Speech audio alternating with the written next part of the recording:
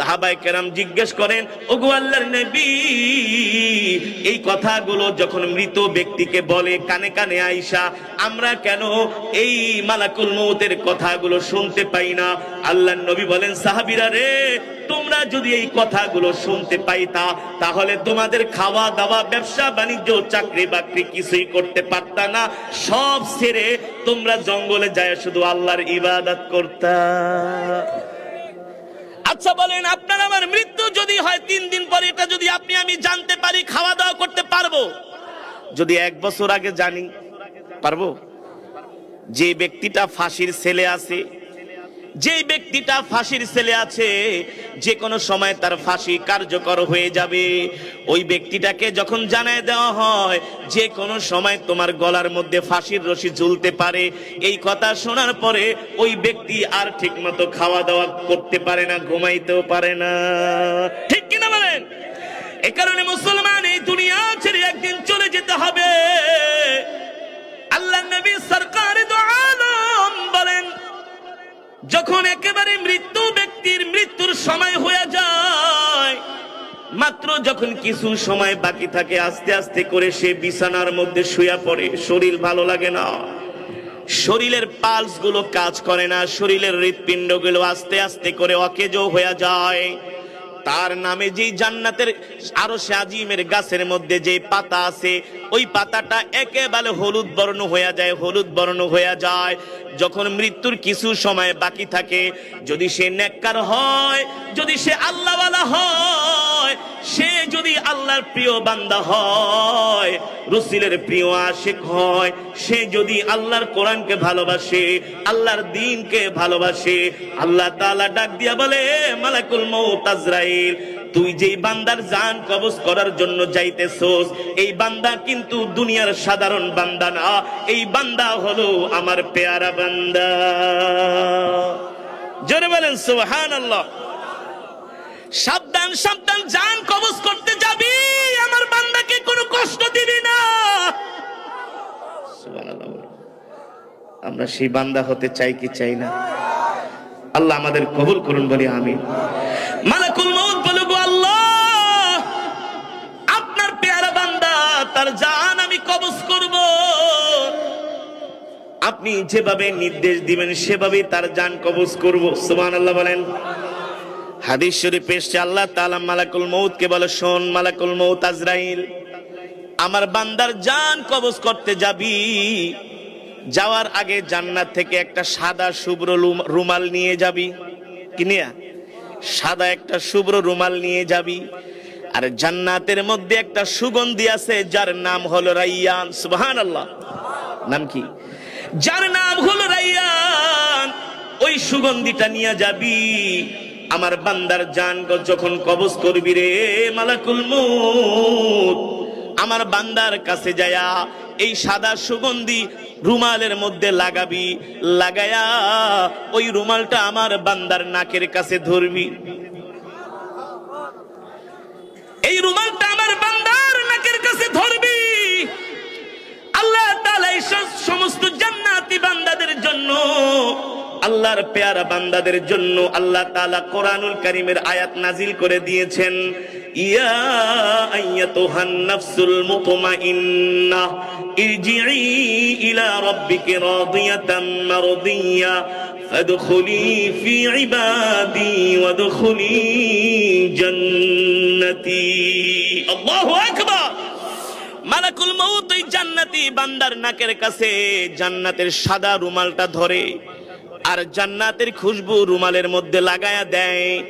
যখন ওই রুমালটা নাকের মধ্যে ধরা হয়, ওই জান্নাতি বান্দা আস্তে আস্তে করে জান্নাতের খুশবুটা টান দেয়।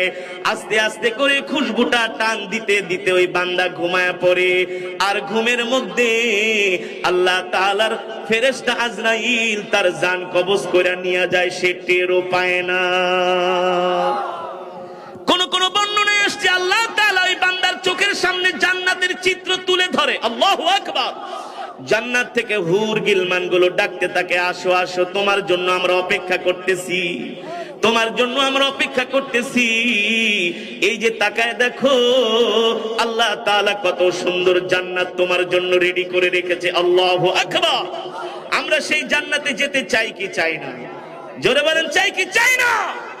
আর যারা বদকার হবে, বদকার, নাফরমান, যারা নামাজ পড়ে না, রোজা করে না, সুদ খায়, ঘুষ খায়, হারাম খায়, এই সমস্ত পাপিষ্ঠ মানুষের জান যখন মালাকুল মউত কবজ করবে, সে এমন একটা চেহারা নিয়ে আসবে, যেই চেহারা ভয়ঙ্কর চেহারা, যেই চেহারা দেখলে সে ভয় পেয়ে যাবে। কি পেয়ে যাবে? ভয় পেয়ে যাবে। ভয় পাওয়ার পরে তার রূহটা ভয়ে একেবারে এই বুকের মাঝখান থেকে পায়ের নিচে চলে যাবে, রূহ বের হতে চাইবে না। মালাকুল মউত একটা লোহার রড নিয়ে তার পায়ের মধ্যে আর হাতের মধ্যে পিটাবে আর বলে, বের হ, বের হ। আল্লাহর সাথে অনেক নাফরমানি করছস, মসজিদের মিনারে আজান দিছে, নামাজ পড়তে যাস নাই, চায়ের দোকানে বসে বাংলা সিনেমা দেখছস, ফেসবুকে ইউটিউবে বেগানা মহিলাদের নাচ গান দেখছস, আল্লাহর দেওয়া চোখ দিয়ে অনেক নাফরমানি করছস। আজকে আমি আল্লাহ তোকে, আমি আল্লাহর নির্দেশে আমি ফেরেশতা তোকে ছাড়ব না, তোকে এমন শাস্তি দিব, এমন শাস্তি দিব, শুধু মৃত্যুর যন্ত্রণাই শেষ না, কবরেও তোর জন্য শাস্তি অপেক্ষা করতেছে। ঠিক কিনা বলেন? এ কারণে মুসলমান, এই দুনিয়ার রং তামাশা ছাড়তে হবে, আল্লাহর বিধান মানতে হবে। ঠিক কিনা বলেন? আল্লাহর নবী বলেন, সবচেয়ে কষ্টের মৃত্যু হলো যখন মালাকুল মউত একটা ভয়ঙ্কর চেহারা নিয়ে আসবে, সেই চেহারা দেখার পরে ওই বদকার বান্দার কলিজাটা শুকায় যাবে। সাহাবায়ে কেরাম প্রশ্ন করলেন, ওগো আল্লাহর নবী, কেন শুকায় যাবে? তাকে যদি পানি পান করানো হয় পিপাসার স্বাদ মিটবে না? আল্লাহর নবী বলেন, না, সারা পৃথিবীর সমুদ্রের পানিও যদি পান করানো হয় তারপরেও পিপাসার স্বাদ মিটবে না। মালাকুল মউতকে দেখার পরে তার কলিজা এমন ভাবে শুকায়া যাবে, এমন ভাবে শুকায়া যাবে, পৃথিবীর কোন পানি তার কলিজাকে শীতল করতে পারবে না। সাহাবায়ে কেরাম জিজ্ঞেস করলেন, ওগো আল্লাহর নবী, কিভাবে তার কলিজা শীতল হবে? বলে, সে যদি নেককার হয় তার জবান দিয়া বের হবে, লা ইলাহা ইল্লাল্লাহু মুহাম্মাদুর রাসূলুল্লাহ। জোরে বলি সাল্লাল্লাহু। এই কালেমা কার জবানে নসিব হবে? যে এই দুনিয়ার জমিনে 5 ওয়াক্ত নামাজ জামাতের সাথে আদায় করেছে। ঠিক না ভাই? 5 ওয়াক্ত নামাজ জামাতের সাথে আদায় করেছে, যে সকাল সন্ধ্যা কোরআনের তেলাওয়াত করেছে, আল্লাহর জিকির করেছে, তার দ্বারাই কেবলমাত্র তার জবানে কালেমা নসিব হবে। আর যারা প্রকাশ্যে অপ্রকাশ্যে আল্লাহর কোরআনের বিরুদ্ধাচরণ করেছে, আল্লাহর সাথে নাফরমানি করেছে, তাদের কপালে কখনো, তাদের জবানে কখনো মৃত্যুর সময় কালেমা নসিব হবে না। কালেমা নসিব হবে না। এখন আমাদের চিন্তা করার বিষয়, আমরা কোন কাতারে আছি, আমরা কোন ক্যাটাগরিতে আছি। ঠিক কিনা বলেন? আজকে বাংলাদেশের মসজিদগুলোতে জোহরের নামাজে মুসল্লি পাওয়া যায় না, আসরের নামাজে মুসল্লি পাওয়া যায় না, মাগরিবের নামাজে মুসল্লি পাওয়া যায় না, এশারের নামাজে মুসল্লি পাওয়া যায় না, ফজরে তো পাওয়া যায়ই না। কতক্ষণ? আমি চাঁদপুরে এক মাহফিলে গিয়েছি, 50 ডেক খিচুড়ি রান্না করছে। কত ডেক? 50 ডেক। আমি ইমাম সাহেবকে বলি, ভালোই তো খিচুড়ি টিচুড়ি রাঁধছেন। হুজুর 50 ডেক, কত মানুষ? হুজুর মানুষ কম হইলো 10 থেকে 15-20 হাজার মানুষ। আমি বলি, মাশাআল্লাহ, এত মানুষ, তাহলে তো আপনার এলাকার মানুষ খুব ধার্মিক। হুজুর কোন কি দেখেন না, ওয়াজে হাজার হাজার মানুষ আসছে, এমনি কি 50 ডেক খিচুড়ি রান্না করছি নাকি? আমি বললাম, মাশাআল্লাহ, খুব ভালো কথা। তো আপনি যে মসজিদে ইমামতি করেন, ফজরের নামাজে কয়জন মুসল্লি হয়? কোন নামাজে? কথা কয় না, কোন নামাজে? ফজর। এখন চুপ করে আছে। আমি বলি, চুপ করে আছেন কেন? হুজুর লজ্জার কথা কি বলবো, 80 বাড়িতে খাই। কত বাড়িতে? 80 বাড়ি পর্যন্ত। নালিতা বাড়ির মানুষরা বুঝেন তো, মানে 80 ঘর থেকে তাকে খাবার দেওয়া হয়, 80টা টিফিন বক্স তাকে দেওয়া হয় 80 দিন। 80 বাড়িতে খাই, কিন্তু ফজরে মুসল্লি 8 জনও হয় না। কয়জন? 8 জন হয় না। ও যুবক মুসলমান, আজকে আমরা ঠিক মতো আল্লাহর হুকুম 5 ওয়াক্ত নামাজটাও ঠিক মতো আদায় করি না। কোরআনের তেলাওয়াত তো দূরের কথা, সমাজের ম্যাক্সিমাম মানুষ কোরআন পড়তে পারে না। কোরআনের মধ্যে যে তেলাওয়াত করে, এই তেলাওয়াত গুলো ভুল পড়ে, ভুল ভুল, ঠিক কিনা বলেন? হাসরের মাঠে তার এই নামাজ তার কপালের উপরে মেরে দেওয়া হবে, যদি কি নামাজ পড়ছস তো সব ভুল। অথচ সাহাবায়ে কেরাম কেমন ছিলেন? কোনদিন এক ওয়াক্ত নামাজ তারা কাজা করে নাই, ঠিক কিনা বলেন? কোনদিন কোরআন তেলাওয়াত ছেড়ে দেয় নাই, জিকির ছেড়ে দেয় নাই।